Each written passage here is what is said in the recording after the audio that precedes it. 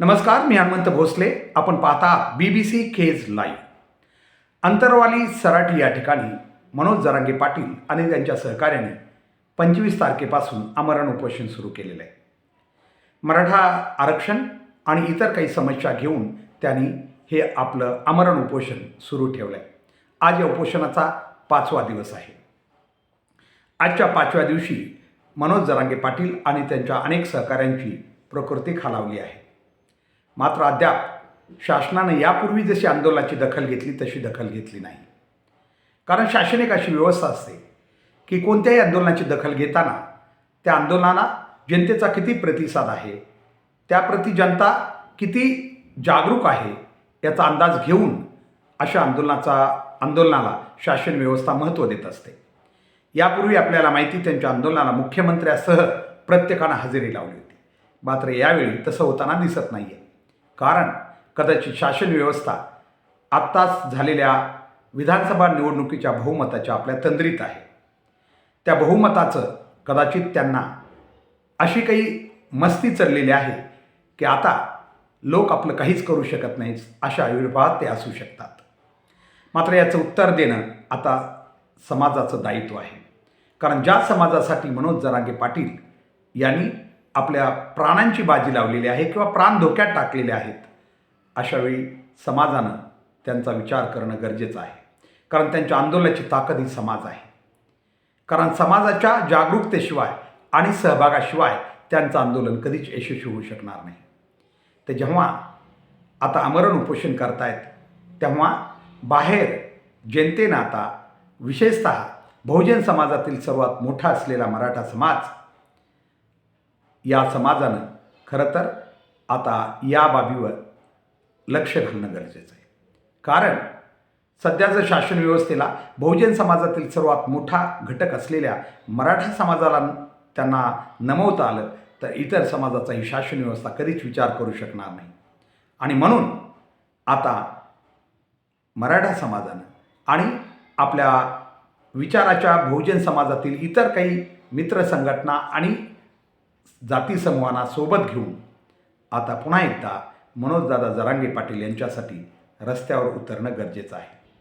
कारण मनोज जरांगे पाटील यांनी या समाजाच्या हितासाठी किंवा आरक्षणासारख्या महत्त्वाच्या प्रश्नावर जी लढाई लढलेली आहे ती समाजासाठी खूप मोठी आहे. कारण एरवी आपल्याला माहिती आहे, अगदी साध्या साध्या गोष्टी जी शासन व्यवस्था करत नाही तिथं शासन दरबारी लपून राहिलेल्या नोंदी, कुणबीच्या नोंदी मराठा समाजाला उघड करणं मनोज जरांगे पाटलाच्या आंदोलनाशिवाय कधीच शक्य झालं नसतं. म्हणून खरं तर मनोज जरांगे पाटील हे आपल्या आंदोलनात केव्हाच यशस्वी झालेले आहेत. कारण ज्या नोंदी हव्या होत्या त्या मिळालेल्या आहेत. ठीक आहे, पुढच्या मागण्या त्यांच्या कदाचित अवाजवी असतील किंवा त्याचं मूल्यांकन संविधानाच्या कसोटीवर होईल.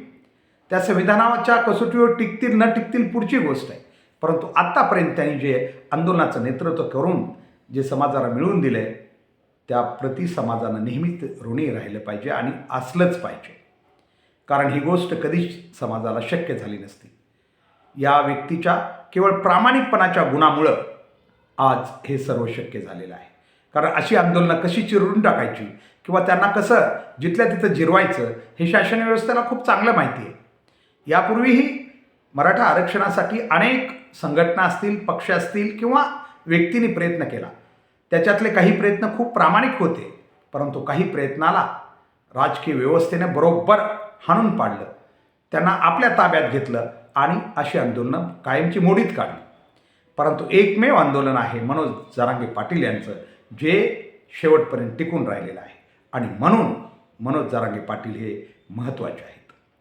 अनेक वेळा मराठा समाजाच्या व्यतिरिक्त बहुजन समाजातील इतर जातीय समूहातील बांधव या आंदोलनाकडं चुकीनं कधीकधी जातीय रंग देऊन पाहतात. परंतु आम्हाला त्यांना सांगायचं आहे की जातीय किंवा एखाद्या जातीचा द्वेष करणं वेगळी बाब आहे.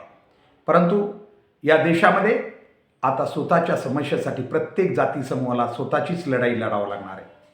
आणि म्हणून खरं तर बहुजन समाजातील एवढा मोठा घटक, एवढा मोठा जाती समूह मराठा समाजाला एकत्र आणण्याचं काम मनोज जरांगे पाटील यांनी केलं आहे. हीच गोष्ट इतिहासात खूप मोठी आहे. खरं तर ही गोष्ट इतिहासामध्ये एक नोंद करून ठेवणारी गोष्ट आहे. कारण एवढ्या मोठ्या समाजाला, जो समाज आज राजकीय क्षेत्राचा गुलाम बनलेला आहे, या ज्या समाजावर राजकारणाचा प्रचंड प्रभाव आहे, अशा समाजाला राजकारणाच्या बाहेर नेत्यांच्या विरोधात जाऊन एकत्र आणणं सोपं काम नाही. काही लोक या ठिकाणी या आंदोलनाला राजकीय रंग देण्याचा प्रयत्न करतात, परंतु आमच्यासारख्या चळवळीतील कार्यकर्त्यांनी ते जवळून पाहिलेलं आहे. बऱ्याच वेळा राजकारण आणि असे आंदोलनं ही एकमेकाच्या जवळ असल्यामुळं त्यांच्यावर कधीकधी अशा राजकीय पक्ष संघटनेचे आरोप केले जाऊ शकतात की हा याच पक्षाचा असू शकतो, या नेत्याच्या मनावर काम करतोय, असं म्हणणं साहजिक आहे. परंतु प्रत्यक्षात ती घटना नाही आहे. ही नेहमीच इतिहासात सिद्ध होणार आहे. कारण आजपर्यंत मनोज जरांगे पाटील यांनी जे आंदोलन पुढे नेलेलं आहे, त्याच्यात पूर्ण केवळ त्यांचा प्रामाणिकपणा हाच गुण अधोरेखित होताना आम्हाला दिसतोय. आणि म्हणून मराठा समाजानं आज त्यांच्यासाठी रस्त्यावर येणं गरजेचं आहे. हा व्यक्ती जर संपला, कारण या व्यक्तीची समाजाला खूप मोठी गरज आहे. कारण ज्या व्यक्तीवर समाजाचा विश्वास असतो, निष्ठा असते, ते लोक समाजाच्या भविष्यासाठी खूप महत्त्वाचे असतात. कारण समाजात अनेक अशा काही गोष्टी आहेत ज्यासाठी मनोज जरांगे पाटील यांचं नेतृत्व गरजेचं आहे. कारण मराठा समाज हा राजकीय व्यक्तीचं नेतृत्व स्वीकारत नाही. इतर जातीय समूहांनी राजकीय नेतृत्व स्वीकारलेले आहेत, म्हणून त्यांना ते नेतृत्व योग्य वाटत आहेत. ते त्यांचा प्रश्न आहे. खरं तर मनोजदादा जरांगे पाटील यांच्यासारखे लोक इतर जातीय समूहामध्ये निर्माण होणं गरजेचं आहे. कदाचित बाकी जाती समूहातील नेत्यांना हीच भीती वाटते की आपल्याही जाती समूहात असा जर प्रामाणिक युवक पुढं आला आणि मनोज जरांगे पाटलाची भूमिका पूर्ण करू लागला तर आपलं अस्तित्व राहणार नाही, अशी भीती इतर जातीय समूहातील, मग त्याला तुम्ही ओबीसी म्हणा किंवा इतर वेगवेगळ्या जाती समूहातील लोकांना वाटू लागलेली, नेत्यांना वाटू लागलेली. म्हणून ते आणि मराठा नेत्यांनाही वाटू लागलेले आहे.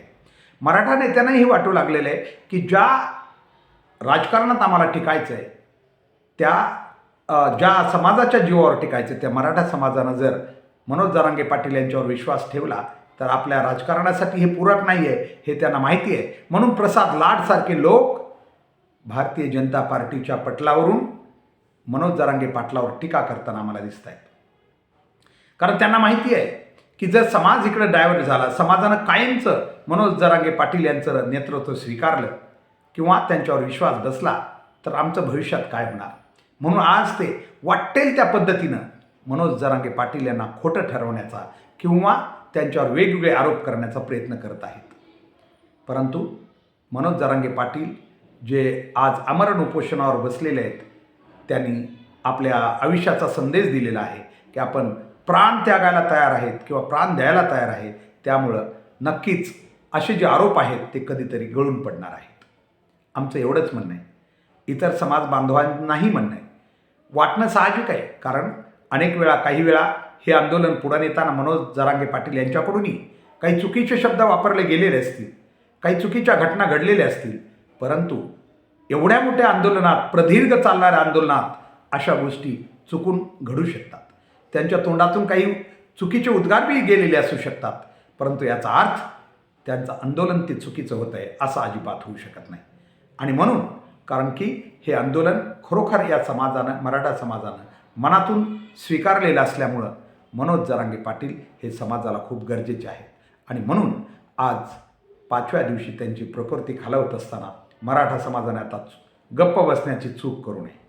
कारण एकदा जर या व्यक्तीच्या जीवाला धोका झाला तर भविष्यात सगळं गळून पडेल. कारण पुन्हा मनोज जरांगे पाटलासारखा पुन्हा व्यक्तिमत्व तयार व्हायला काही पिढ्या नव्हे, काही दशकं वाट पाहावी लागेल.